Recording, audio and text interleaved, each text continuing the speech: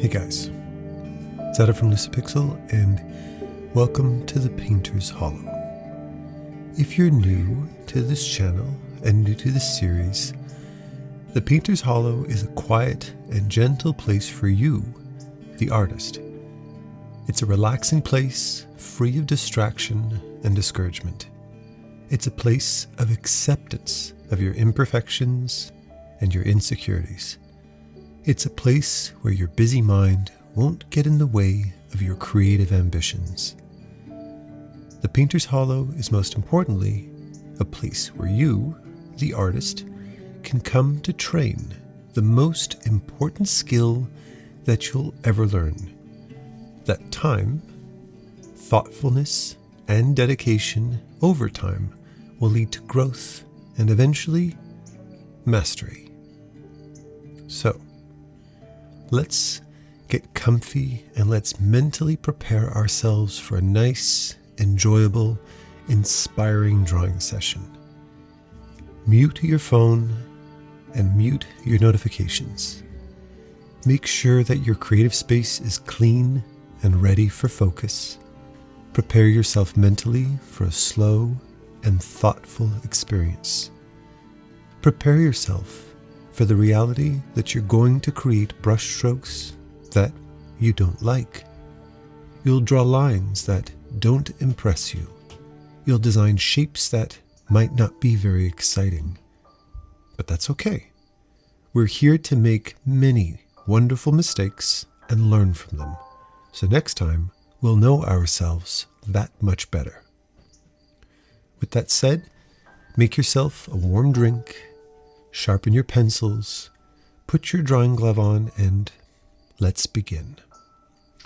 And just so you know, while I'm recording this, I have my cat, Gimli, sleeping 1 foot away from the microphone. He is completely dozed off. My soft, I think, Himalayan cat, 10.5 pounds, snoring away. So if you hear snoring, it's probably him, most likely. I want to start today with actually a few quotes from a book I just started to read called Art and Fear, which was recommended by a fellow YouTuber who's going to get a shout out in a video very soon. And the quote is, "The artist's life is frustrating, not because the passage is slow, but because we imagine it to be fast." And when I hear that quote in reference to painting, to drawing, I reflect not only on drawing itself, but I also reflect on all of the different artistic endeavors, pursuits that I've been passionate about over the years. Photography, music, dance, etc. As an artist, I love indulging in all of the arts. And I remember once walking into a salsa dance club and being incredibly impressed by the sharpness and speed and precision of a lot of these dancers, because I couldn't dance like them at the time. I was an amateur as far as that went. So when I got on the dance floor and I started to learn the steps myself, then when the fast music came on, I would frantically try to keep up with it by making very fast, sharp, big movements. And I couldn't keep up. I winded myself too quickly. And when and if I ever had a chance to watch myself dance, let's say somebody was recording the event, when I had a chance to see myself, I realized that I was a bit of a sloppy mess. I looked like somebody who was desperately trying to keep up with the music and who's being very quickly winded and overwhelmed by that experience.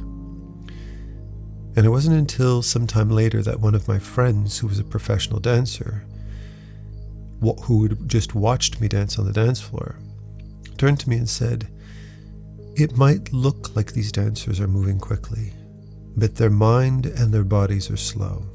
Their thoughts are slow. A dancer needs to learn how to ground their energy, to breathe through the belly, to feel the weight of their feet in the ground, and complete every movement. In fact, the same could be said for any dancers, for that matter. And the same thing can be said for music. I've been listening to a lot of Polyphia, a kind of metal acoustic, incredibly talented group of musicians. I've been just binging on their music all week. They're insanely good and insanely fast. Insanely fast. And if any amateur musician is watching them, they would most likely learn the sheet music or learn the tablature music, and work their way through, measure by measure, trying to memorize the incredibly complex arrangements of notes and chords and techniques, and guaranteed would probably end up with horribly cramped hands after 20 minutes of trying to keep up with that music. But I encourage any musician watching them playing their music, watching them perform, that you're going to notice that their breathing, their posture, their facial expressions, and their hands are quite relaxed, aren't they? They're not rushing, they're relaxed. It's about controlling your movement. It's about being thoughtful of every note to make sure that every note rings clearly, that they're putting their hands in the right position. They're planning it. And just through the sheer act of repetition and learning how to relax themselves and to breathe into every moment, they achieve unimaginably fast and precise music. Their hands don't cramp after 3 hours of playing because they're not tense. And a dancer does the same thing. They breathe into the ground, they relax their bodies and their muscles, and therefore, when they do go to make a move with their feet or with their arms or with their head or with their bodies, they have full control over that movement. Every muscle is engaged, and the precision and speed happens automatically. You don't focus on speed when you want to be a master of any craft, because speed forces your mind to bypass the most important part: focus, control, precision, thoughtfulness. As artists, when we illustrate, you might look at an artist like Anthony Jones, for instance, and you think to yourself, how the heck did he pull off that incredibly detailed illustration in 20 minutes? How did he do that? Well, one might think that our hand needs to move quickly, that we need to have our hands flying across the surface of our sketchbook at top speeds in order to execute a large amount of information in a very short period of time. And that would mean that we would have to have ninja-like reflexes when we're drawing. And that is a complete falsehood. I remember one of Bobby Chu's quotes he said years ago in one of his blogs or one of his videos. He said, "The speed of an artist has nothing to do with the speed of their hand. It has to do with the amount of thought that they put into each brushstroke." I encourage you to go and watch a video by Robot Pencil. Watch a video by Bobby Rebholz. Watch a video by Bobby Chu. Something that's not time-lapsed. Something that's playing in real time. And you're going to notice they're not rushing at all. They're not rushing at all. They take time with the brushstrokes. But because they're putting thought into each mark that they're making, they are not rushing past the most important part of their artistic execution, which is thinking before you act, looking at the floor and planning where your foot's going to hit the ground before you take that next step, thinking 3 or 4 chords ahead, 3 or 4 notes ahead, before your hand even hits the fret on the guitar or the piano. So when you do, your mind is already mentally prepared for that next move. And through sheer repetition and practice and patience, you achieve that beauty. You achieve that expression that you always wished you could execute. But the amateur, the novice, the beginner sees how fast that drawing is executed, and then they set their stopwatch and they try to execute it in the same speed. When ironically, the artist that achieved that speed never thought about speed in the first place. So remember, to be great, to be able to fully invest yourself creatively, emotionally, and physically, because let's not forget, art is very much a physical activity. You need to accept the fact that going quickly is not what's going to make you go quickly. It's going to restrict your creativity. It's going to cause you to create flimsy, sloppy brushstrokes that will displease you. You need to slow yourself. You need to breathe low. You need to focus on your breathing. You need to relax. You need to stop. Put your pencil down and look at the page. Close your eyes and imagine. Picture the shapes, the lines, the designs, the expressions, the gestures, the gravity, the weight of your hand. Think about it. I bet you don't do it that often. I bet you draw so fast sometimes that it's not until you've been drawing for 5 minutes that you look back at what you've drawn and you go, I don't like any of that. And you scrap it. It's not your fault. Talent is very seductive. Mastery is very seductive. And we all want that mastery. We want it now. We want it yesterday. But the truly dedicated know that artistic mastery, artistic career is not something you can shortcut. There's no Ozempic pill that's going to make you faster. That's going to hand you that talent on a silver platter. No. You're making a commitment. You're dedicating yourself, your passion, your affection, your time, your patience into creating something that matters. And while I say that, my cat just stretched and he put his back paw right on my finger, and it feels wonderful because his paws are very warm. Thank you, Gimli. That feels really nice. I wish I could move my mic so you could hear him purr. You know, one of my favorite things, if you don't mind me indulging in a tangent, when cats stretch and they curl their back toes is the cutest bloody thing in the world. He's curling his back toes. Relax. Just chill, cat. Like I need to tell my cats to chill. They were born chill. There you go. I think that was probably one of the most important artistic lessons I ever learned in my life. I needed to slow down to speed up. That speed had to do with thoughtfulness. Thoughtfulness.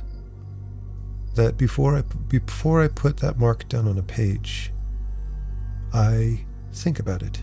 I visualize it. And I don't commit myself to making a brushstroke until I've given at least a little bit of thought. But then, inevitably, always, I'll create brushstrokes that I go, I don't like this. I don't like what this looks like. I don't know where this is going. What's very easy to do is just trying to draw through it, trying to repair what I just did. Instead of doing that, I encourage you to try something different. I encourage you to analyze that line, analyze that shape, and ask yourself, what is it about it that I don't like? Just to stop and think. Not hate, just stop and think. Look at what you're doing objectively. I very often like to encourage my students to analyze their work not from their own perspective, but imagine hypothetically that somebody else produced the drawing that you just did and hands it to them and says, "What's wrong with this drawing? How do I fix it?" When you're in the director's seat, when you're in the teacher's or the mentor's seat, your goal, your focus, is to provide value to the person that asked you for advice. And although you might not right off the bat have the answers, because you're committed to the answer, not to the ego, but to being helpful and offering value to the person who reached out to you, you give it that extra thought. You put yourself in observation mode. And you look at the drawing and you say, offering you an impulsive reaction to your work. There's something awkward about the shape of that head. It feels too big to me. Where you put that tentacle looks more like an arm. It doesn't quite look like a tentacle. Maybe you could add details to that so that that reads better. You're not telling them, "This sucks, start over." You're not telling them, "I don't know what the hell you've drawn here, this looks like crap. Start over. Rip that page out of your sketchbook." Yet we tell ourselves this all the time. But if you can give yourself a third-person perspective on your own work, which is a discipline I encourage all artists to do, then it's not about the ego, it's about learning from that experience, being able to observe something objectively and say, I'd like that to be different. I'd like this to be bigger. I'd like this to be more dynamic. This area of the drawing feels a little boring. How can I spice it up? I feel like this image is a little bit too busy everywhere. Maybe I can clean that up and refine and smooth out that shape, but keep this one a little bit more dense with details because that's where the focal point is. It's so much easier to offer feedback and critique to other people, isn't it? Well, it's because our ego's not in the way. Our pride's not in the way. When you look at somebody else's work, you aren't concerned with the amount of time it took them to draw it. You know, you're watching me doing a drawing right now. I'm sure up until this point, you probably haven't given much thought into how quickly I'm drawing, how fast my hand is moving. You don't care because it's not your drawing. All you care about is, at some point or another, Adam will hopefully have something he's proud of. And you don't care. You'll be encouraging. You'll have a lot more forgiveness for my flaws than you do of your own. And I'm here to turn the mirror on you this time. You might be watching my video, but I want you to look at yourself. I'm going to turn the spotlight and the microphone over to you, and I'm going to ask you, how forgiving are you to your own imperfections? To you, you might find your imperfections to be hurtful and difficult and challenging.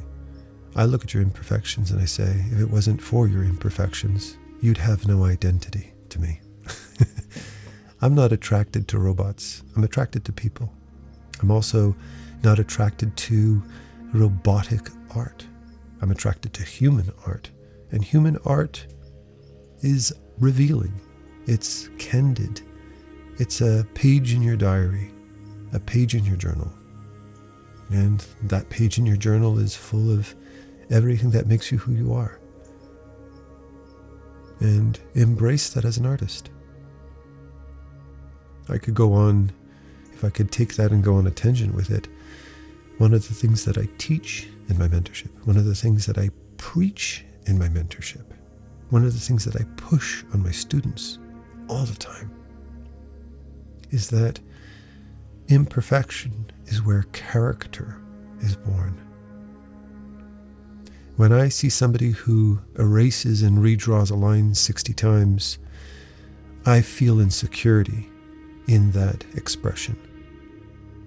But when I see an artist who can draw a line that goes off the beaten path, but has a very relaxed attitude about that imperfection, they just double back, go back over it a second time with a bolder line, refine that thought, keep the original work line in there and just gently and unapologetically translate that into the rest of the design. And those little thoughtful, gentle lines that created the template for that drawing. Oh, Gimli just stretched and curled into a ball again. Hello, sir. End up being details. They end up being nuance. They end up showing the artistic process. I can feel the artist through those lines. I can feel the creative process. I've always, and I'm sure most of you would agree with me if you're artists, I've always enjoyed analyzing the rough art over the finished, polished, clean-up stuff. Some of my favorite drawings growing up were looking at those old practice sketches by Don Bluth or by Glenn Keane. I always loved their drawings. I always loved seeing storyboard artists use bold, thick pencils and sketch in these loose spheres and circles and gestures, working out a thought, working out a shape. There was soul and character and history and humanity in those pencil strokes, in those ink strokes, in those brush strokes. It's one of the reasons why some of my favorite artists include artists like John Singer Sargent and Rembrandt. John Singer Sargent was very thoughtful. Some people would call him economical, brush economy.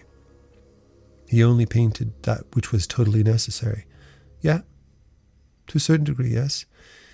But to me, I feel that an artist like John Singer Sargent could achieve what he achieved by having a beautiful combination of three things, actually.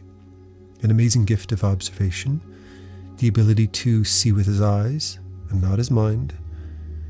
The second, to be confident with the brushstrokes that he made, with those observations. And 3, to accept his imperfections and paint forward and not backward. Not to cringe and struggle with every missed brushstroke, but just load his paintbrush and make another mark. To just keep drawing through it. And what you end up seeing at the end of it is something that feels alive, because life includes thought and thoughtfulness. So remember, we're not here as professional or aspiring professional artists trying to achieve perfection. We're here in the Painter's Hollow right now to embrace our imperfections and wear those imperfections on our sleeve like a badge of honor. You don't erase your imperfections. You highlight them. You draw arrows pointing to them, because it's through those imperfections that you and I find a common ground, a camaraderie, a sense of community, a rite of passage, that you and I have both walked through the trenches. We've both fought the war of art. And we continue to fight it every single day. We're warriors of the mind. We're warriors of the heart.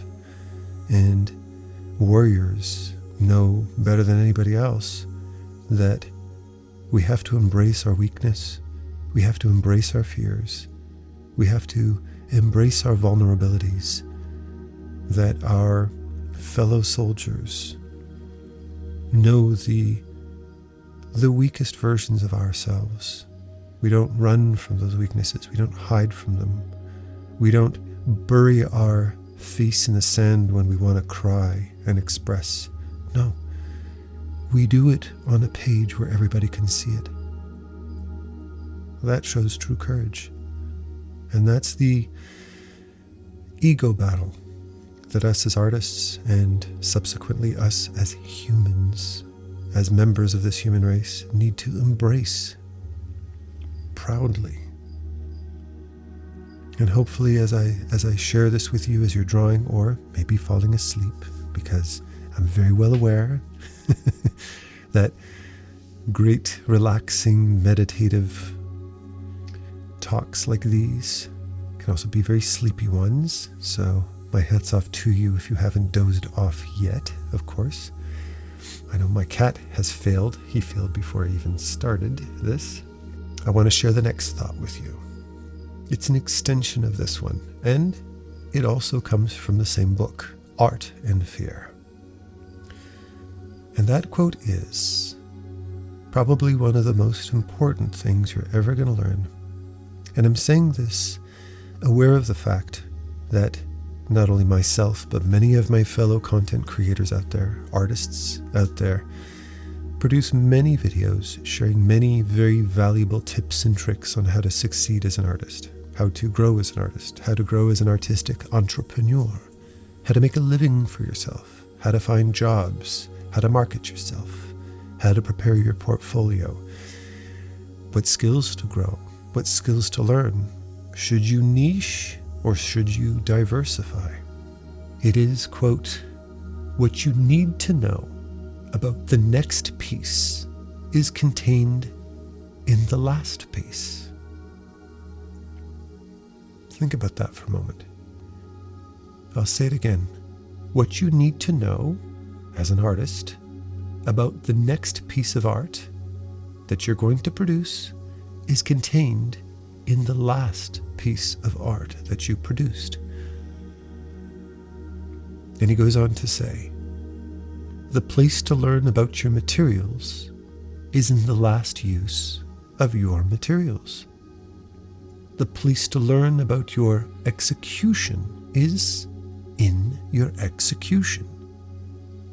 The best information about what you love is in your last contact with what you love. Put simply, your work is your guide. As artists, as you're sitting here drawing along with me, drawing and playing with your cat, that is, or your dog, as you're drawing, I want you to realize what you're doing. You are creating experiences right now. As you draw those lines, as you crosshatch and shade, as you detail, as you create the foundation of your image, as you lay down different values, maybe you're on your iPad, maybe you're in Photoshop, maybe Clip Studio Paint, maybe some other app. Every time you make an effort, make a gesture, any gesture, as trivial and as meaningless as it might seem, you are physically connecting yourself to an artistic experience. The very act of making that brushstroke, the very act of making a physical, not mental, physical attempt at the next step in your artistic creation, you are learning. You're in the act of learning right now. And you're in the act of learning the only way you will ever learn. You can read all the books in the world. You can watch all the tutorials in the world. You can spend thousands and thousands of dollars on mentorships and tutorials and guides. You can spend countless hours on YouTube watching and binging every video from all of your favorite creators. But unless you physically make that brushstroke, you aren't physically experiencing with the muscles of your hand and the muscles of your mind what it's actually like to do that. When I got on that dance floor to learn salsa, my muscles didn't experience it yet. But the moment I tried to make that move, I realized how quickly I winded myself. And through winding myself, I realized either A, I'm out of shape, or B, I'm going about it wrong. My body was speaking to me. It was saying, Adam, you're misreading, you're misinterpreting what you're looking at. And that's the reason why when that dancer does it, they don't break a sweat. When you do, you feel like you're going to pass out and your heart rate's 170. Calm yourself down and think about what you're doing. Consult with somebody. Speak to a professional. Watch a lesson on that. What's happening? Because you made that physical act, you're learning from it. And if you reflect on what I'm saying right now, you realize that all of your interpretations, your feelings, your conceptions about artwork, about your relationship with your art, everything that you think and feel about your art is all sitting on the shoulders of your last piece, your last memory, the last impression of what you produced. And this is why, I'm sure I can speak for myself here. I can very confidently speak for myself. I'm sure you can speak for yourself too.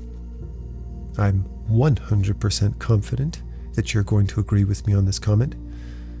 But when I sit down to draw and my drawing session doesn't reap any great reward, maybe I spent 30 minutes, an hour, maybe even a few hours trying to work something out, and because my head wasn't in the right place, because I didn't have a focused game plan and I didn't really have a sense of direction or technique in what I was doing, which happens to me all the time, when you do that, that's the last memory you had. That's the last impression you had. And you ever notice that when you have an experience like that, the next time you go down to sit down to draw, it feels a little bit more challenging. It feels a little bit more daunting. You feel perhaps a little bit less confident about starting up again the next day. Do you ever notice that? I notice that all the time. And I have to catch myself when I feel that way. I do it often. But I have to remind myself, that's just my last memory. Because I remember a couple of days before that, I had a great drawing day. And for some reason, it just worked. I was watching the right videos, I was in the right headspace, I used the right reference, I was mentally in the right headspace, I was focused. That meant when I sat down to draw after that day, I walked into the following day drawing feeling great, feeling very confident, really much looking forward to that next time I was drawing. Yet, one failure, one bad experience, one insult to my ego by having a less fruitful drawing session, and I feel a little bit less confident picking up that pen again, picking up that pencil. So I want to share with you the remedy to that problem. The remedy to that problem is draw all the time. I mean it. I want you to think about drawing 24 hours a day. I want you to live a balanced life, of course. Go to the gym, spend time with your family, go for drives with Chloe, because she always bugs me to go for drives all the time. One of my favorite pastimes.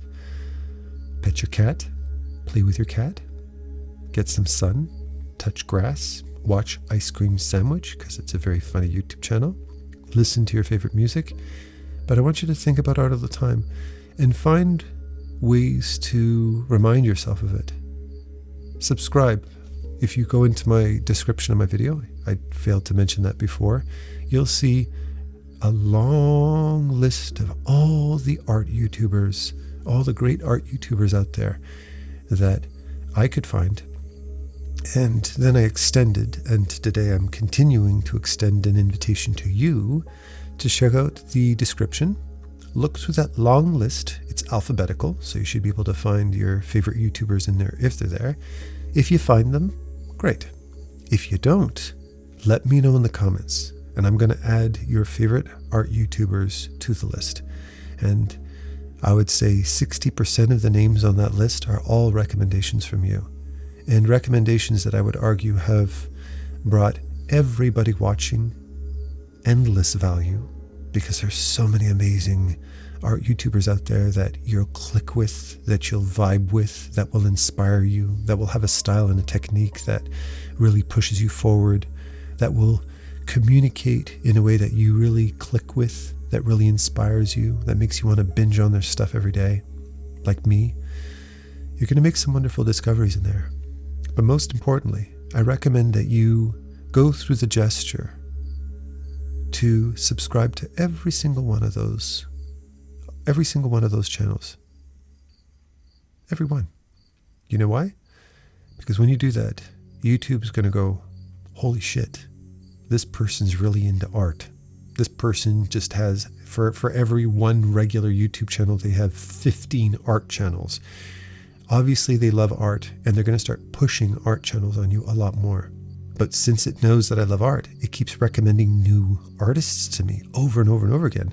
So not only have your recommendations been helping me vastly improve my repertoire of art YouTubers out there, but I make new discoveries. And when I make those new discoveries, I check my own list. And if they're not there, I add them to the list as well.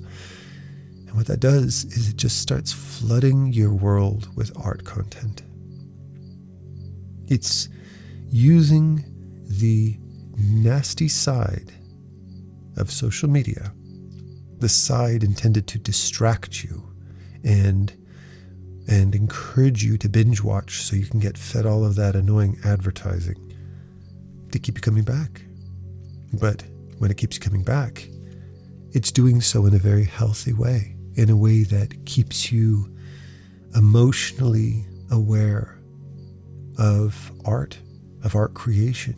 You keep seeing videos on people that are doing tutorials on certain types of art, and you go, I want to do that.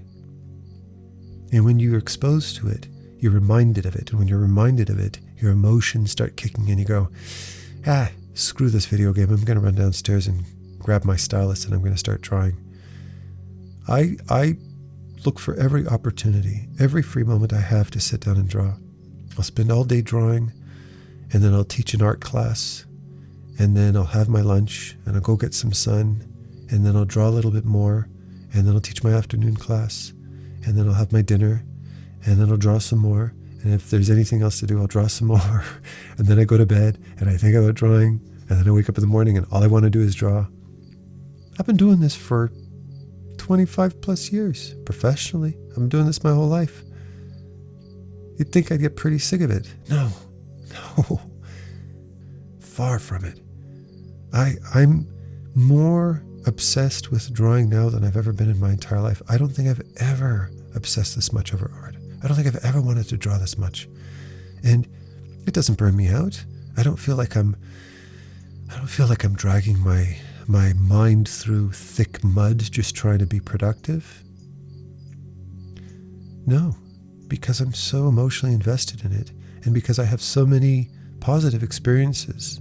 My brain is so quickly connected to positive experiences that getting the confidence to draw again and having the confidence to know that I will achieve something that I'm happy with soon is much stronger in my brain.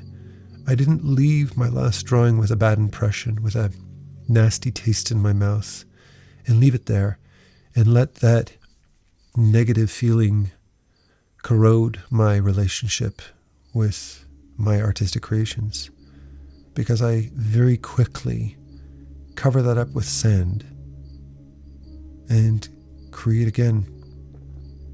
And when I create again, if I feel it's not going well, I don't walk away from it. I don't abandon it.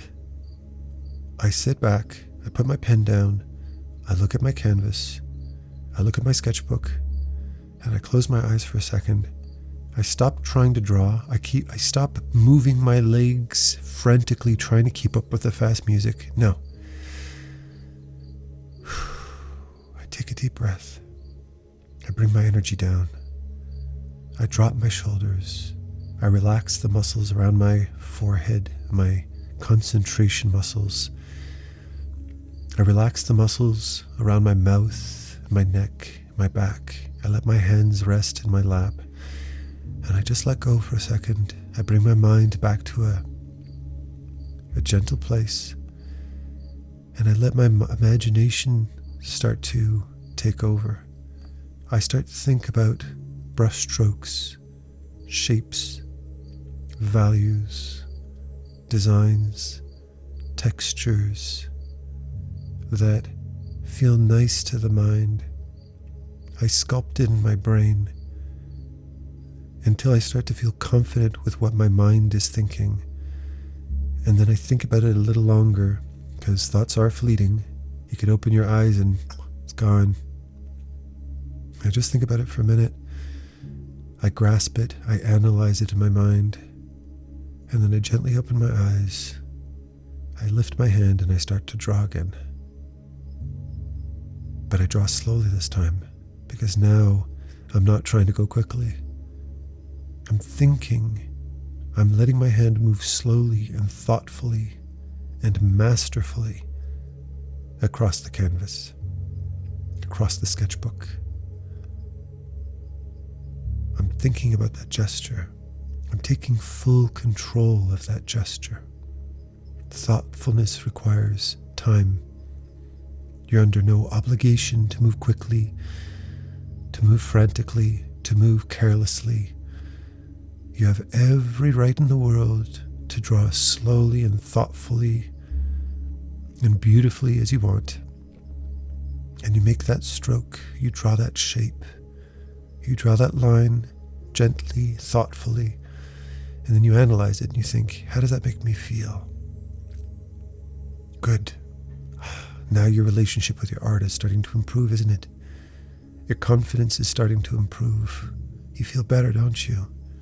That feeling like you're moving somewhere, you're making progress, and you're only 10 seconds into your drawing. I remember Anthony Jones mentioning in one of his videos something very, very true. When you think about the foundation, the simple foundation of your drawing, if your mind is in the right place, if you're thoughtful about what you're doing, you should know within the first 2 minutes if you're going in the right direction with your drawing. Because you give yourself a chance to observe your own thoughts, your own actions. If you're 10 minutes into a drawing and you're still trying to figure out whether or not you actually like it, you're going too fast. You're going too fast. You want to be the calm and collected. You want to be the precise. You want to be the professional. You're not going to cringe. You're not going to hate. You're going to learn.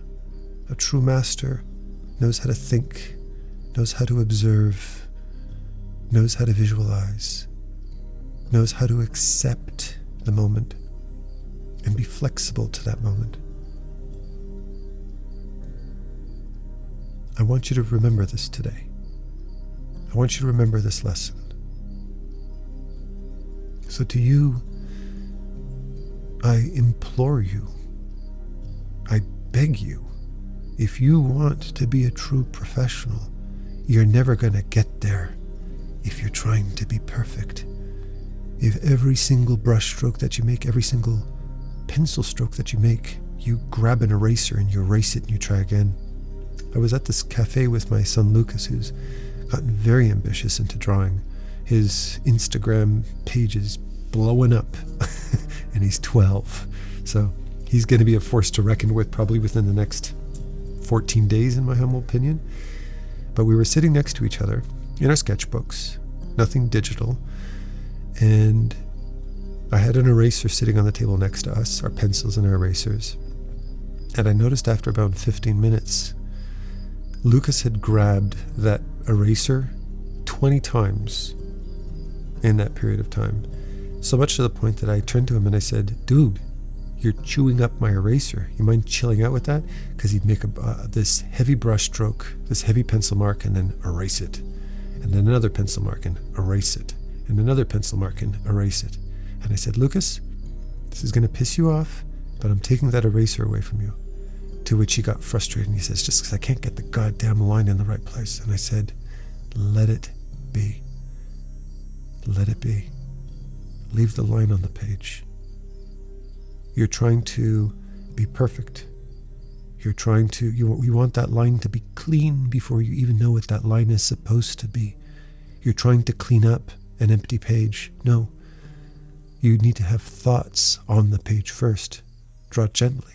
I taught him how to hold a pencil differently so that his pencil strokes could be very gentle, thoughtful. He could draw multiple lines and not damage the page. And he did. And between that moment that I told him that and 10 minutes later his drawing was finished and he was happy with the drawing. And furthermore, when I looked at the drawing, I saw more character, more expression in that drawing than I had in any of the drawings that preceded it. He abandoned perfection.